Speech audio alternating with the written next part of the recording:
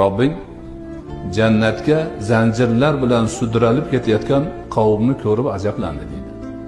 Ya'ni biz hammamiz shumiz. Jannat borligini bilamiz. Do'zax borligini bilamiz. Lekin jannatga kerak bo'lgan ishni qila olmaymiz. Shunga Alloh nima rahim qilib bizni vojib zanjiri bilan, farz zanjiri bilan bo'ynimizdan tortib jannatga sudrayapti. Ana bu haqiqat buyuk bir haqiqatdir. Shuning uchun hammamiz nima qilishimiz kerak? Ibodatni qadrini bilishimiz kerak. Ibodatni tanitib qo'ygan Allohga hamd sano aytishimiz kerak.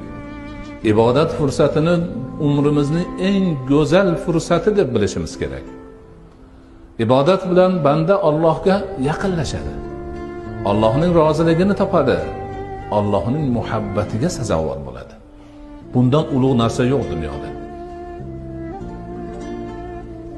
Bundan ulug' narsa yo'q dunyoda. Mana shu haqiqat hammamizni doimiy ravishda yodimizda bo'lishi kerak.